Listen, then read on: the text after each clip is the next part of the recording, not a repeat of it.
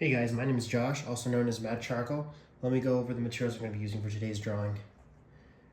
Pan Pastel, black Pan Pastel, with a palette knife with a foam tip, soft palette knife with foam tip. There you are. That's what I'm going to be using for the base layer. I'm also going to be using some compressed charcoal. This is just some simple General's large compressed charcoal. A blending stump, a kneaded eraser, which I need to find. Where's my kneaded eraser? Here it is, got it, okay. Kneaded eraser. And lastly, I'll be using, what should I use along with that? I think this detail eraser, if I can find it real quick too. I'm so disorganized. Here it is. Mono 0. Needed detail eraser, mechanical. Works wonders for details. That's all I'm going to be using today. And we're going to be drawing a skull. Hopefully, while I'm drawing it, I'll have the photo. Like I'll place the photo beside the screen, so that you guys can follow along. Or you can follow along what I'm trying to see with the drawing. Also, I'll leave the download link to the photo in the description, so you guys can follow along if you're watching on YouTube. Let's get into it. So while I'm drawing, the perspective of the drawing onto your screen is not going to look exactly the way it looks to me. You're not straight on the drawing, you're to the side. So it's going to look a little bit different, but I think you'll be able to still see enough of what I'm talking about and how I go about the drawing. So what I'm doing here is I'm marking off some general guidelines, making some marks to know where everything is going to go. I'm going to have it so that the skull is centered on the page, very large on the page, with only a small space on top and a small space on bottom. I'm doing it a little bit above center so that it doesn't look like the drawing is falling. And I'm marking off as high as I'll go and as low as I'll go on the drawing. I'm starting off with the Pan Pastel because it's a good way of placing tone while also placing guidelines. You could do that with any type of material, but I like to place tone while I place the guidelines so that I'm able to get a better idea of where I want to place things, which can be a little bit tough sometimes, but it's a cool technique to learn. Pastel is a really good material you can use underneath charcoal, especially for the foundational layer, especially if you're drawing expressively like I do. Even though it's technically not charcoal, it's really good for drawing with. And it goes well with the charcoal. What I'm doing now is using these guidelines that I've made myself. They're not exactly perfectly straight or perfectly placed, but they're good to help me visualize where everything goes and to compare the sizes of everything. Like, for example, I noticed that this nasal cavity, I believe it is, goes right above this line here, and this line is the bottom of the eye. So there's not a real line there, but if I visualize my eye right down here, if I visualize what I see right down this way, I notice that this is a bit higher than the bottom of the eye. These are about even as well. So if you just kind of match up parts of the drawing like that, or parts of your reference while you work, it makes it a lot easier to get everything correct and less guessing. The less you have to guess about the sizes of everything and the placement of all of your characteristics or landmarks, you can call them, then the more accurate drawing you'll have. While I'm sketching here, I'm also placing some tone, trying to keep in mind the parts of the drawings that are dark and the part of the drawing that is light, as well as a part of the drawing that I want the focus to be on. So this being a skull, I want the focus to be primarily in the middle and in the eyes. So I'm gonna make sure that that is the darkest part of my drawing, or at least it has the largest value changes, the darkest and lightest part of my drawing. At the same time, it's gonna be the most detailed part of my drawing. If you want something to be drawn, if you want the eye to draw away from a part of the drawing, you should use less value changes. So from like a light gray to a dark gray instead of a white to a black, and less detail. That'll make the eye draw toward where the detail is and where the large value changes are. So before I get too far into my drawing, I want to make sure my proportions are correct, or at least my major proportions are correct, and not worry about the smaller detailed proportions until I get the other proportions correct. So I want to make sure that it looks about, the width of this is almost twice the height, or the opposite. The width of this is almost half of the height. So that means that 2 widths of this should be almost the height of the whole skull. But I think it's a little bigger than that. So I'm getting, if I measure, like, let's see, just so you guys can see it, I'll measure this width from the bottom. Yeah, it's just below half, or above half. So I think that's good. That's a good sign. That's what my reference looks like. So I think that's a correct assumption.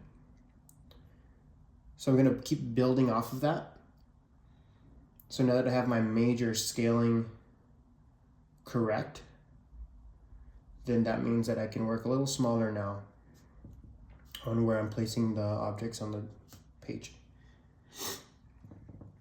I also have noticed that I went a little too low down here compared to the nose. So I'm gonna just block that part out because I'm gonna make the background darker.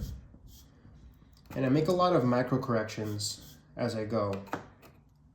And it's okay because a lot of this is not properly measured yet.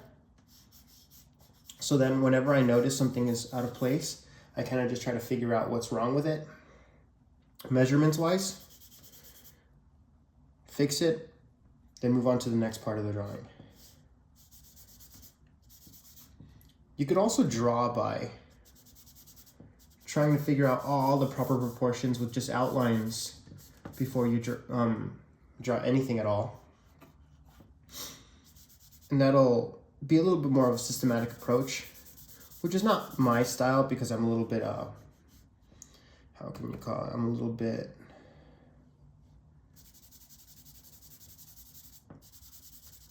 lazy. I guess it's a good way to say it. Maybe not lazy. I just don't have any patience. I'm impatient. But that's why I like to do everything almost at the same time, which is something that not all artists can enjoy doing. See, I noticed that this part of the side of the cheek, of the cheekbone, should be like almost like halfway through the eye here, the top of it, and it's down here. So the way I can fix that is I'll just like mark off where I think I should be. Erase a little bit, bring some white right there. See? Now it's back up there. Same with this side. Should be like around here. And I don't think it should be that low. So I'm gonna cut some of that off, like that.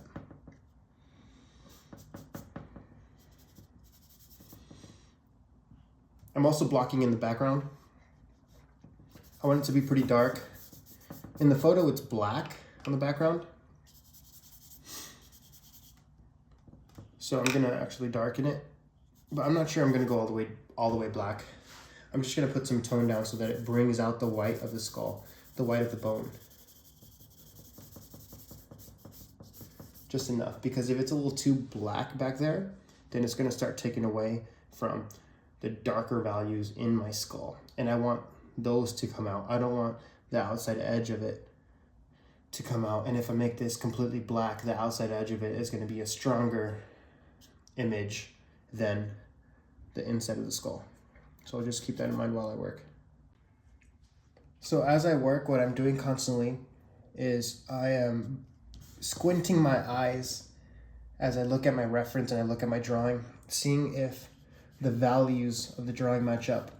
The reason I squint my eyes is because when you squint your eyes, you start to see blurry or a little bit more blurry, which allows you to ignore the details of the drawing a lot easier, and you're able to see the darkness and the lightness, the shadows and the lights a lot more clear without the distraction of all the little parts of the bones or all little details of whatever you're looking at. Now, if you squint at your drawing and you squint at your reference and you're starting to get something that looks very similar, then that means the drawing is probably reading pretty good all the way around. If you start working a little too small and a little bit too much on the details before you can really get those values solidified, then it's going to be a lot harder to build a foundational drawing. So what I do is that I keep squinting my eyes, trying to make sure that I have, so I'm using the Kneaded Eraser here, trying to make sure that I have the correct values and the correct scaling to what I'm drawing, like proper proportions, which will allow me to have a good foundation for the drawing. The foundation is the most important part of the drawing.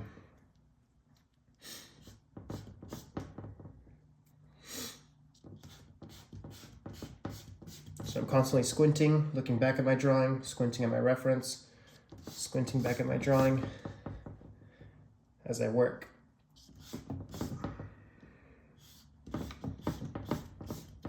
Trying to lighten areas that I see that I might not have light enough.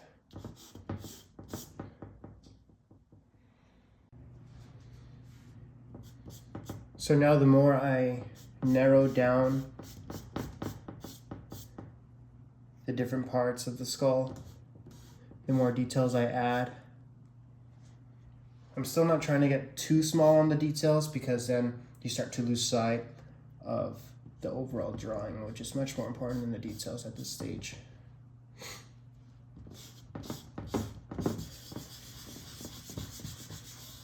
That's one thing I see a lot of beginner artists do very often, is that they forget that they're working on the overall drawing at the beginning stages, and they just jump right into the details, and it makes it very difficult to come back from that and work some major mistakes out. Your drawing should, like halfway through, or at least during the basic stages of it, it should stand alone and look good. You don't want to have it needing all these details to be able to look good and to look like it can stand alone as a drawing. That's when you know you should probably start working on the details, depending on how detailed you want it, because I don't really add too much details in mine, too many details, because I kind of like the effect the drawing gets if I don't have many details, but it reads and it looks like it has more than it really does. At that point, I know I have a drawing that's successful to me.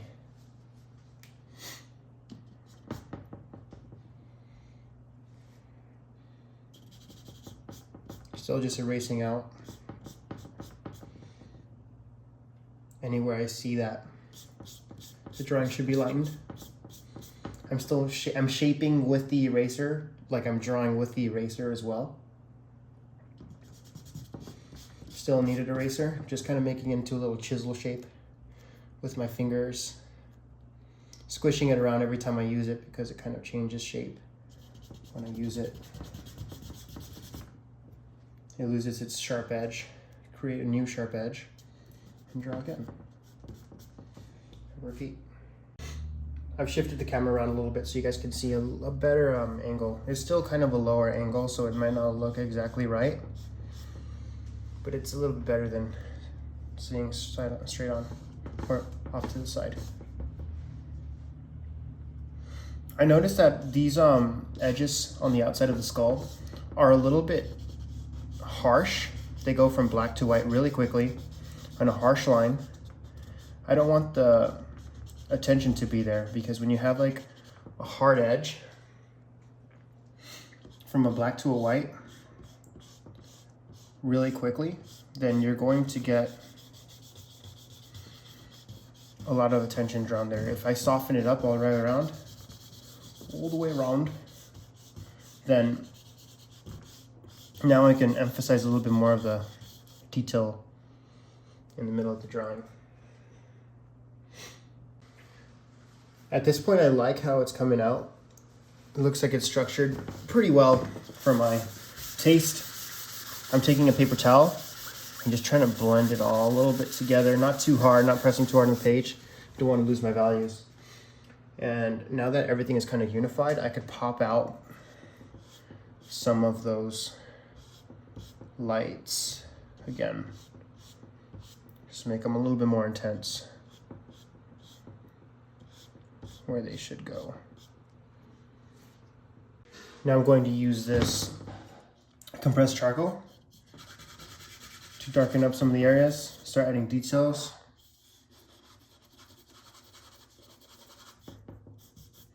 It could get a little bit darker than the Pan Pastel, and it blends out really nicely. Get some rich blacks in there.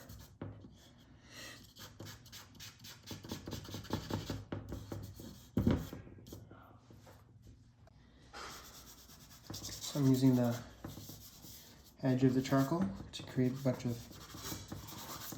lines to create tone. Sometimes when lines could be a little too harsh, I'll soften them up with this blending stump. You could even draw with the blending stump if you want some softer areas of tone and line. It's very useful. I'm doing pretty much the same thing with all of the tools I have. They just have different qualities to them that I can use to my advantage. A lot of charcoal drawing is just kind of finding out how the tools work and what you could use them for. Now with the Mono Zero Detail Eraser, I'm starting to add some hash marks, some cross hatching to line it up. It's like the opposite of cross hatching to shade. I'm just using it to lighten it up. You could also use it for small, someone's breaking into a car outside. You could also use it for small details or larger details, the same way I used the Kneaded Eraser, but instead of like a big area of tone, it's just hash marks. So that's how I'd go about drawing this skull. No, it's not perfect. It's just a quick, rough sketch. I didn't detail it too much, and I wasn't too precise on the forms, but it's a fun exercise. Just thought I'd share with you guys a little bit of what I do. Thanks for watching.